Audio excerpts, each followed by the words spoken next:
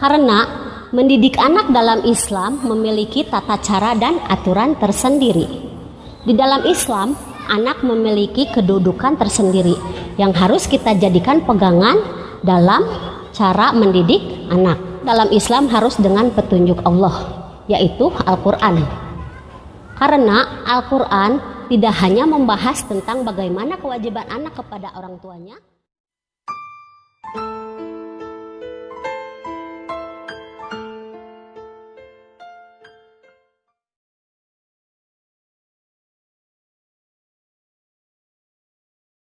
Alhamdulillahirabbil alamin, wassalatu wassalamun wa ala asyrafil anbiya'i wal mursalin wa ala alihi wa sahbihi ajmain.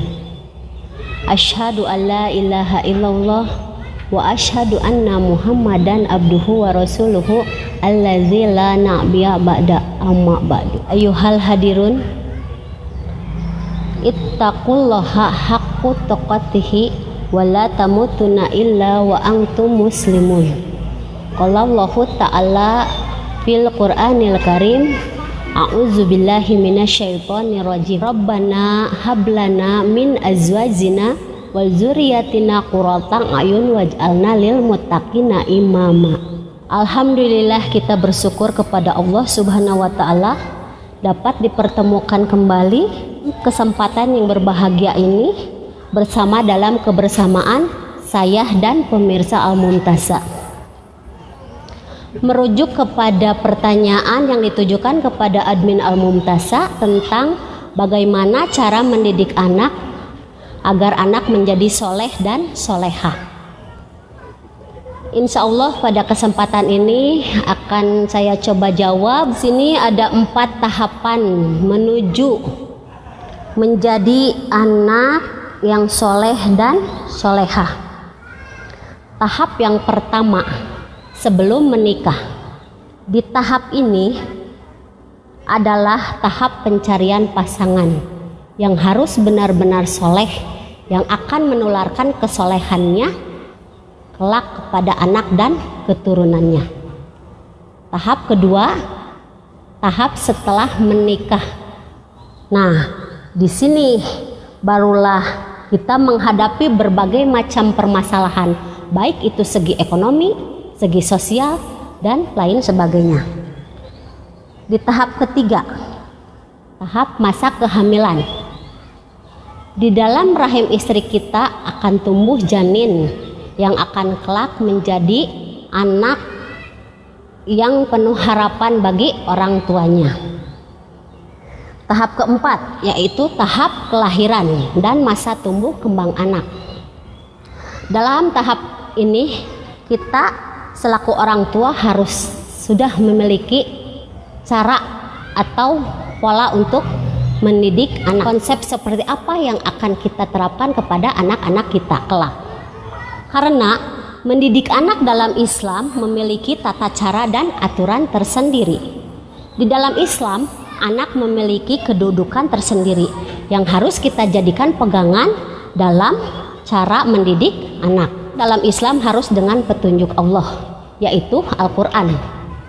Karena Al-Quran tidak hanya membahas tentang bagaimana kewajiban anak kepada orang tuanya, namun juga membahas tentang bagaimana kewajiban orang tua kepada anaknya.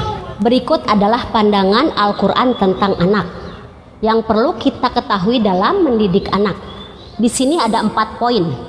Mari kita bahas satu persatu. Poin pertama, anak sebagai amanah bagi orang tuanya.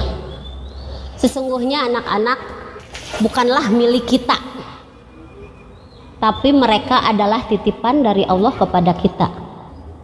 Untuk itu sudah menjadi kewajiban bagi kita untuk mendidik anak-anak sesuai dengan petunjuk Allah. Jadi adalah kesalahan bagi orang tua apabila seseorang anak jauh dari ajaran Islam. Itu poin pertama.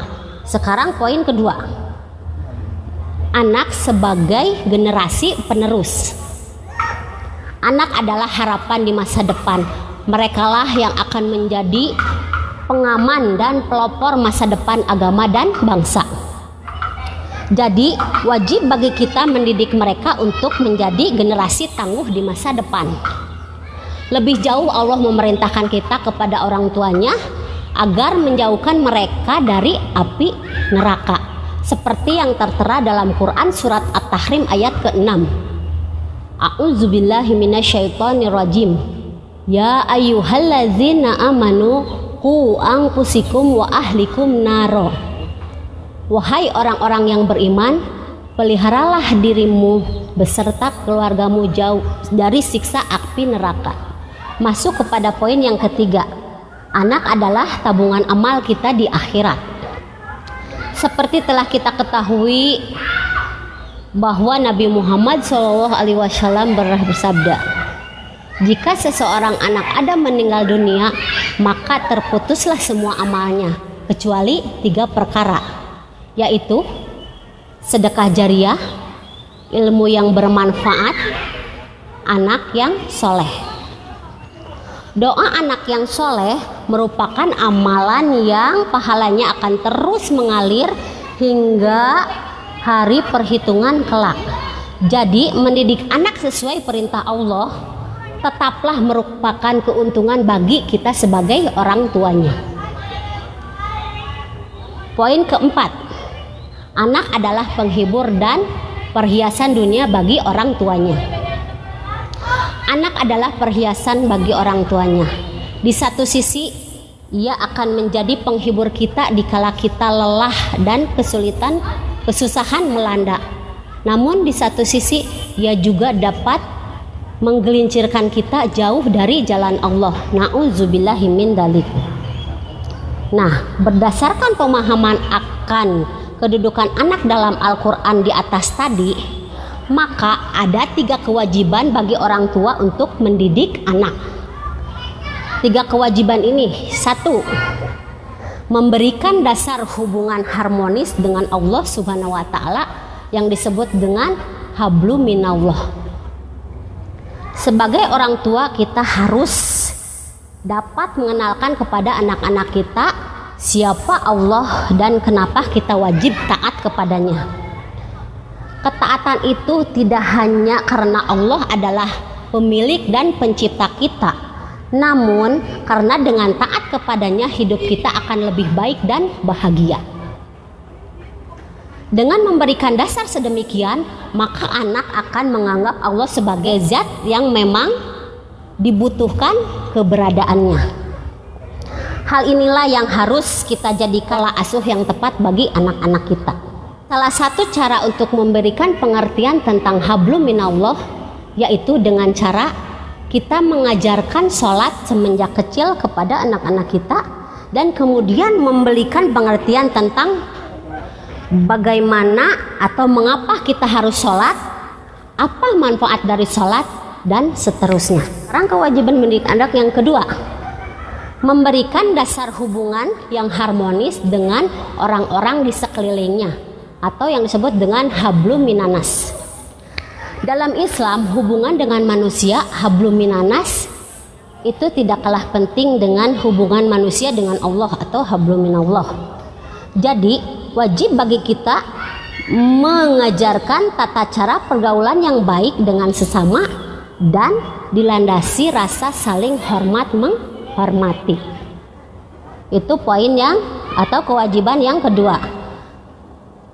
Berarti kita menginjak kepada kewajiban yang ketiga, memberikan dasar yang kuat guna menghadapi tantangan zaman. Nabi pernah bersabda bahwa beliau mengkhawatirkan umat di belakangnya yang seperti busa di lautan banyak namun tidak berpendirian. Nah, hal semacam inilah pertimbangkan saat merencanakan pendidikan dasar untuk anak-anak kita. Misalnya, bagaimana agar ia menjadi anak yang kuat imannya, santun kepada sesama, serta kuat pula ilmunya. Ilmu di sini akan membuat ia mampu bertahan serta senantiasa memiliki jalan ikhtiar untuk keluar dari permasalahan yang ia hadapi. Jadi intinya di kewajiban yang ketiga ini, orang tua harus membekali si anak dengan ilmu.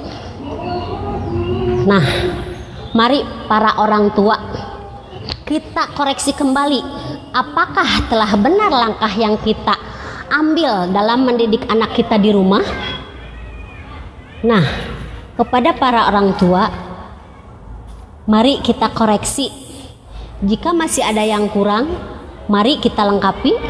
Jika ada yang keluar dari jalur, mari kita benahi. Dan jika ada yang telah benar sesuai perintah Allah, mari kita berdoa agar Allah senantiasa menjaga keistiqomahan lisan dan hati kita dari hal-hal yang tidak Allah kehendaki, yang haknya berasal dari Allah Subhanahu wa Ta'ala, dan yang salahnya itu kesalahan saya.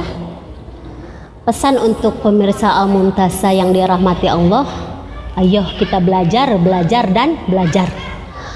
Aqalu qouli hadza, subhanallahu wa bihamdika, asyhadu alla ilaha illa anta, wa astaghfiruka wa atubu ilaik. Wassalamualaikum warahmatullahi wabarakatuh.